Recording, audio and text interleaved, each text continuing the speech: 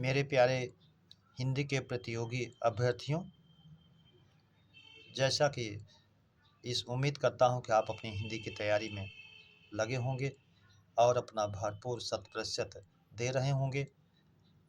इस श्रृंखलाओं के प्रश्न आपकी परीक्षाओं के लिए बहुत ही उपयोगी होंगे। अगर आप इनका अध्ययन कर रहे हैं तो कहीं न कहीं आप अपनी हिंदी को बहुत ही मजबूत कर रहे हैं। और ये सारे प्रश्न किसी न किसी रूप में परीक्षाओं में बार-बार पूछे जाते हैं, पूछे गए हैं और आपकी भी परीक्षाओं में पूछे जाएँगे। ये उम्मीद है, इसका एहसास आपको स्वयं से, अपने से भी हो रहा होगा। आइए, देर ना करते हुए हम लोग आज की श्रृंखला के पहले प्रश्न की शुरुआत करते हैं। आज का हमारा पहला प्रश्न है, प्रश्न नंबर 1, संस्कृत के वे शब्द जब अन्य भाषाओं से होते हुए हिंदी में आए तो कहलाए।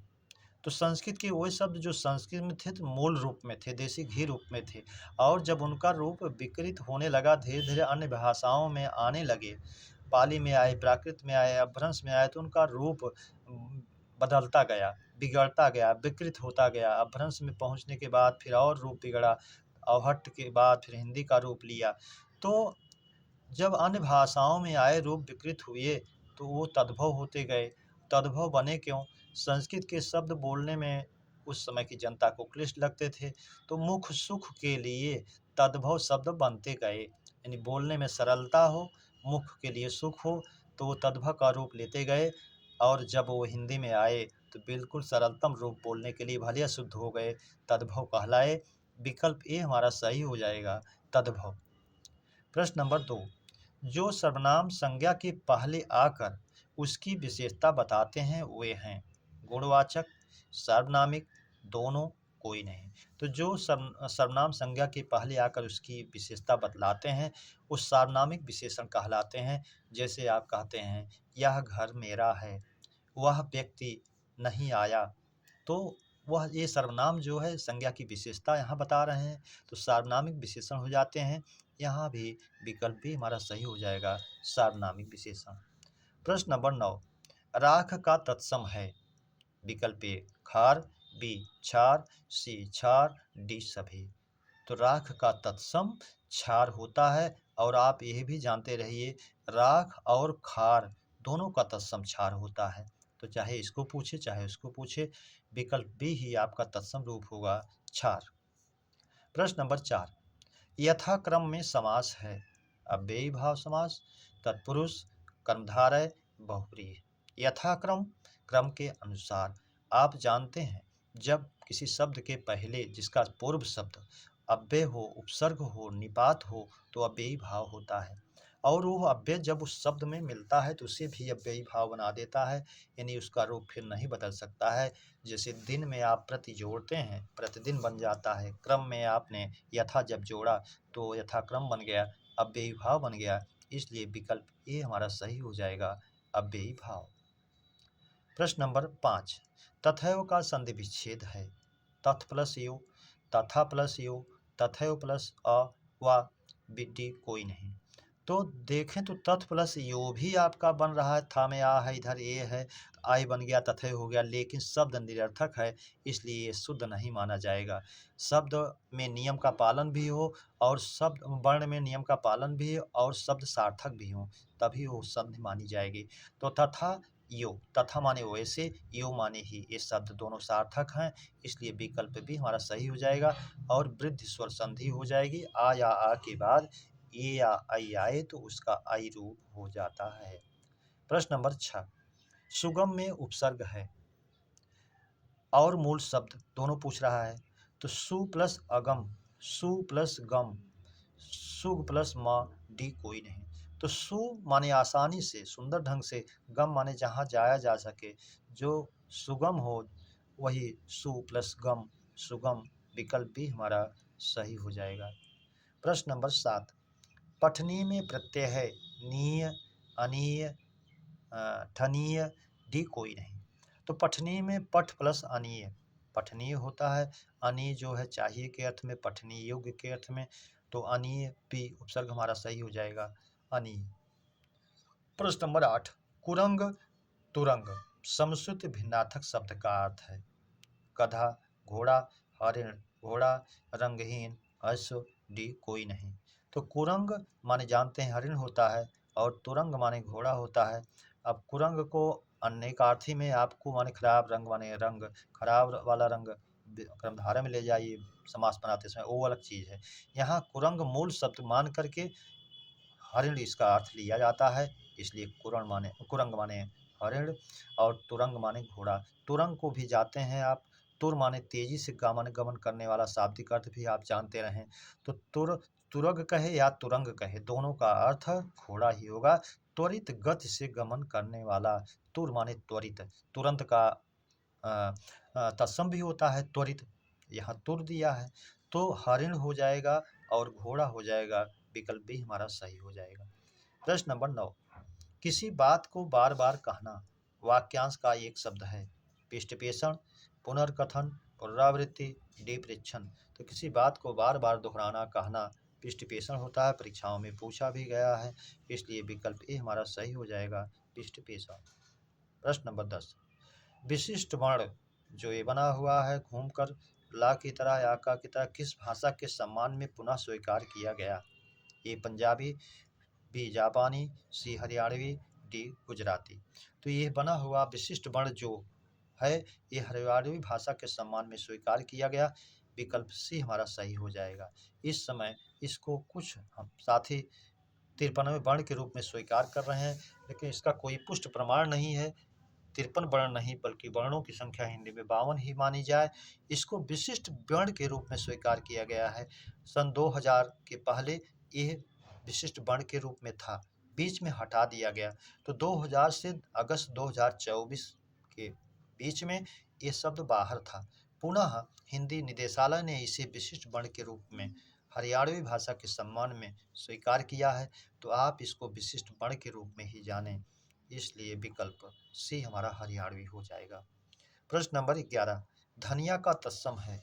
ए धन्याक, बी धनिका, सी दोनों, डी कोई नहीं। तो धन्या का वास्तविक तत्सम तो धन्याक होना चाहिए और है भी, लेकिन कुछ हमारे महान विद्वान जो धनिका के रूप में स्वीकार किए हैं, तो धनिका तो धनी महिला के लिए प्रयोग वास्तव में शब्द के अनुसार होना चाहिए, लेकिन वो माने हैं। कहीं परीक्षा में आपसे अगर इसको भी मानता है तो आप जानते रहिए, चूंकि दिया है लोगों ने माना है, जबकि उसका धन्याक होना चाहिए। तो आप धन्याक और धनिका दोनों को जानते रहें, विकल्प सी दोनों को मान के चलिए। नहीं, प्रथम विकल्प तो आपको धन्याक ही मिलेगा, क्योंकि धनिक माने धन से संबंध रखने वाला धनी पुरुष, और धनिका माने धन से संबंध रखने वाली महिला के लिए है, धनी महिला के लिए है। लेकिन आप विकल्प सी के रूप में ही जानें। आपकी परीक्षाओं में जो विकल्प मिले उसी को आप दोनों में से मानें, दोनों नहीं मिलेगा। अगर दोनों मिलेगा तो फिर दोनों देना चाहिए उसको। प्रश्न नंबर 12, जब कर्ता एक कार्य समाप्त कर दूसरा शुरू करता है तो पहले होने वाली क्रिया होती है पूर्वकालिक, तात्कालिक, प्रेरणार्थक, संयुक्त क्रिया। तो जो दो क्रियाएं संयुक्त रूप से मिलती हैं तो संयुक्त होती है। प्रेरणार्थक कर्ता स्वयं कार्य ना करके दूसरे से करवाता है तो प्रेरणार्थक है। तत्कालिक वो क्रिया दोनों जिसमें समय का अंतर ना होकर क्रम का अंतर हो, ये भी नहीं है। पूर्वकालिक, जब कर्ता पहले एक क्रिया को समाप्त करता है दूसरी शुरू करता है तुरंत, तो पहले होने वाली क्रिया जो है पूर्वकालिक होती है। यही आपकी व्याख्या में कह रहा है, इसलिए विकल्प ए हमारा सही हो जाएगा, पूर्वकालिक। प्रश्न नंबर 13, प्रकंपित लुंठित या कंपन जात वर्ण है। ए या, बी व, सी रा, डी ला। तो ला पार्श्विक व्यंजन है इसलिए नहीं है। रा प्रकंपित लुंठित या कंपन जात है इसलिए रा है, कंपन होता है। जीभ लुढ़कती है, मुड़ जाती है। वा और या ये दोनों अर्ध स्वर हैं इसलिए नहीं है। प्रश्न नंबर 14, प्लुत स्वर का अधिकतर प्रयोग हुआ है हिंदी में, लौकिक संस्कृत में, वैदिक संस्कृत में, डी सभी में नहीं। लौकिक संस्कृत में ही वैदिक संस्कृत में ही इसका ज़्यादा प्रयोग होता है। लौकिक संस्कृत जो हम लोग पढ़ते हैं उसमें इसका प्रयोग नाम मात्र होता है, इसलिए विकल्प सी सही हो जाएगा, वैदिक संस्कृत। प्रश्न नंबर 15, जो क्रिया ध्वनियों का अनुकरण करके बनाई गई है वे हैं। ए ध्वन्यात्मक, बी अनुकरणात्मक, सी संयुक्त, डी कोई नहीं।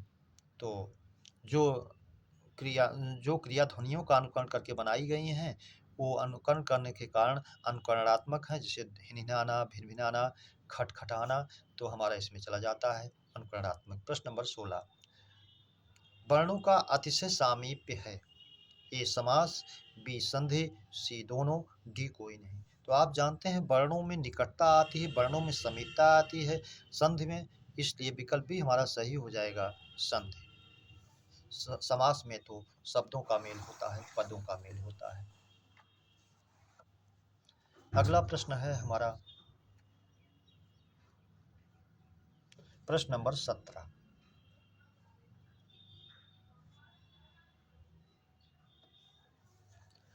जो किए हुए उपकार को ना मानता हो वाक्यांश का एक शब्द है।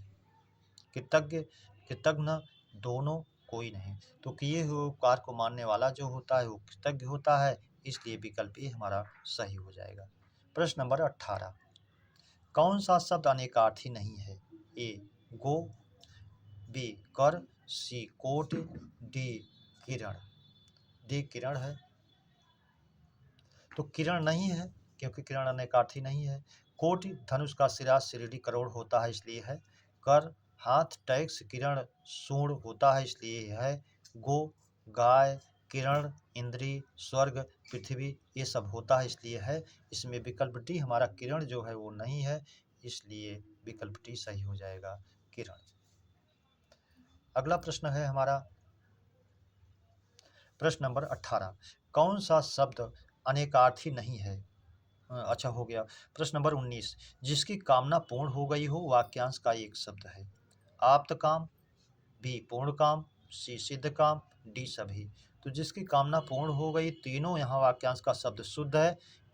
प्रायः आपकी परीक्षाओं में आप्त काम ही पूछता है, तो इसको तो आप जानते रहिए, लेकिन पूर्ण काम और सिद्ध काम अगर कहता है तो आप इसे भी जानें, इसलिए विकल्प डी हमारा सही हो जाएगा सभी।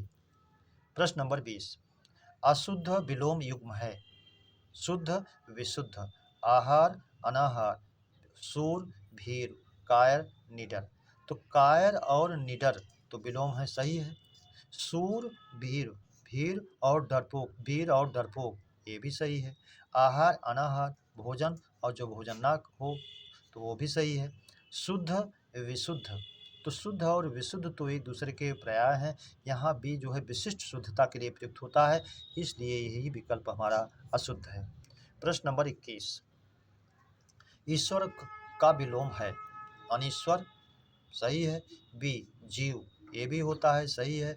सी दोनों, इसलिए विकल्प सी हमारा सही हो जाएगा दोनों, कोई नहीं से कोई मतलब नहीं। प्रश्न नंबर 22, षट्पद और षट्पदी समश्रुत भिन्नार्थक शब्द का अर्थ है। पक्ष, पक्षी, कोई मतलब नहीं, गलत है। बी भ्रमर, जू, भ्रमर और जू। षड्पद 6 पैर हैं जिससे भ्रमर होता है, षड्पदी 6 पैरों वाली तो इसको जू होता है, इसका ये भी आप जानते हैं, इसलिए विकल्प बी ही हमारा सही हो जाएगा। भ्रमर और जू दोनों से कोई मतलब नहीं। प्रश्न नंबर 23, गृहिणी में प्रत्यय है। ई ऋ ऋ सी इनी डी तीनों। तो मूल शब्द है गृह, इनी प्रत्यय है, गृहिणी भूपंता है, इसलिए विकल्प सी सही हो जाएगा इनी। प्रश्न नंबर 24, निम्न में तत्सम शब्द है। साप, श्राप, रूख, ईहा। तो ईहा माने इच्छा होती है और इसका तत्सम होता है ईप्सा, तो इसलिए तद्भव है। रूख, रूख जो है ये वृक्ष का तद्भव है, बिरवा या रूख वृक्ष का तद्भव होता है, इसलिए ये भी है। श्राप, अब साप को आप कहते हैं श्राप के रूप में कह लेते हैं, कहीं किताबों में अशुद्ध भी दिया गया है, लेकिन इसका शुद्ध शब्द साप ही होता है जो संस्कृत में भी मिलता है, इसलिए विकल्प ये ही सही हो जाएगा तत्सम के रूप में, विकल्प ये हमारा साप। प्रश्न नंबर 25, निम्न में शुद्ध वर्तनी वाला शब्द है। ए पश्चाताप, बी पश्चाताप, सी कौनते, डी ऋषिकेश। तो हृषिकेश नहीं होता है, ये शब्द होता है हृषिकेश, जिसका संधि विग्रह करने पर दोनों का स्वतंत्र अर्थ होता है। हृषिक प्लस ईश गुण स्वर संधि हो जाती है। हृषिक का शाब्दिक अर्थ होता है इंद्रिय, ईश माने स्वामी, जो इंद्रियों का स्वामी हो अर्थात इंद्रियों पर नियंत्रण कर सके, तो ये हृषिकेश जो है भगवान कृष्ण का पर्यायवाची हो जाता है। और गुडाकेश जब कहता है तो गुडाका प्लस ईश अर्जुन का हो जाता है और भगवान शिव का भी है। कौनते भी अशुद्ध है, अगर कौनते होता तो शुद्ध होता। जैसे आप कहते हैं कुंती प्लस ए, कुंती के पुत्र अर्थात अर्जुन, तो कौनते अगर होता तो शुद्ध होता। पश्चाताप जो है अशुद्ध है, पश्चात और ताप कर रहा है अशुद्ध है। शुद्ध शब्द होता है इसमें जो दो शब्द मिले हुए हैं, पश्चात प्लस ताप, यानी कोई खराब कृत्य होने पर आदमी जो प्रायश्चित करता है वो पश्चाताप है। तो इसमें शुद्ध व्यंजन का एकता आधा और होना चाहिए। तो पश्चात प्लस ताप पश्चाताप, इसलिए विकल्प भी हमारा सही होगा वर्तनी की दृष्टि से। प्रश्न नंबर 26, अशुद्ध वर्तनी वाला शब्द है। ए ऊषा, बी उदीच्य, सी कुलांगर, डी सभी। तो अशुद्ध की वर्तनी के नज़रिए से तो सभी अशुद्ध हैं। ऊषा नहीं, ऊषा काल होता है, प्रातः काल के लिए प्रयुक्त होता है। उदीच्य नहीं, औदीच्य होता है, उदीची प्लस या, अगर औदीच्य होता तो सही होता। कुलांगार, कुल अंगार, अगर कुलांगार होता तो भी इस कुल जो कुल का नाश करने वाला हो तो ये भी सही होता। इसलिए विकल्प डी सभी अशुद्ध हैं। कुल का विनाश करने वाला कुलांगार, उदीची, उदीची, उदीची में या प्रत्यय, उदीची उत्तर दिशा को कहते हैं, उषा प्रातः काल के समय को कहते हैं। प्रश्न नंबर 27, मध्वा पर्याय है। ए पुरंदर, बी सहस्राक्ष, सी सचीपति, डी सभी का। तो मध्वा नहीं है बल्कि ये मघवा है। प्राय किताबों में आप मघवा भी देखते हैं जो अशुद्ध, मध्वा देखते हैं जो अशुद्ध होता है। तो मघवा जो है इंद्र का पर्यायवाची है। तो पुरंदर भी है, बी सहस्राक्ष भी है, हजार नेत्र वाले भगवान इंद्र ही हैं। सहस्राक्ष सहस्र नयन कहते हैं। सचीपति इनकी सची इनकी पत्नी है, उनके स्वामी हैं, इसलिए ये भी सही है। डी सभी का तीसरा विकल्प हमारा चौथा सही हो जाएगा। प्रश्न नंबर 28, जीवनेश पर्याय है। कृतांत, अंतक, यम सभी का। तो जीवन प्लस ईश, जीवनेश, जीवन के स्वामी कौन है? यमराज हैं, इसलिए कृतांत किए हुए का अंत करने वाला यमराज हैं। अंतक, अंत करने वाले जो हैं यमराज हैं। यम हई हैं, इसलिए विकल्प डी हमारा सही हो जाएगा सभी। प्रश्न नंबर 29, खर का अनेकार्थी है। ए गधा, बी तिनका, सी प्रखर, डी सभी। तो खर माने गधा होता है, अनेकार्थी में गधा भी है, खर का तिनका भी है, प्रखर माने तेज होता है ये भी है, इसलिए विकल्प डी हमारा सही हो जाएगा सभी। प्रश्न नंबर 30, अशुद्ध वाक्यांश वाला शब्द है। ए दोपहर का सूर्य मार्तंड होता है, सही है। बी आधी रात का समय निशीथ, सही है। तारों भरी रात विभावरी होती है, सही है। डी चांदनी युक्त रात कुहू दे रहा है, जो अशुद्ध है। चांदनी रात को हम सरवरी कहते हैं, अगर कुहू की जगह सरवरी होता तो यह भी शुद्ध होता, इसीलिए यह वाक्यांश का शब्द अशुद्ध है, विकल्प डी। प्रश्न नंबर 31, पूर्णिमा की रात वाक्यांश का एक शब्द है। राका, सरवरी, कुहू, त्रियामा। तो त्रियामा रात्र के तीसरे पहर को त्रियामा कहते हैं। कुहू अमावस्या की रात को कुहू कहते हैं, इसको भी आप जानते रहे, परीक्षाओं में बार बार पूछा है। सरवरी चांदनी युक्त रात को सरवरी कहते हैं। राका पूर्णिमा की रात को राका कहते हैं, इसलिए विकल्प ए हमारा सही हो जाएगा राका। प्रश्न नंबर हमारा 32,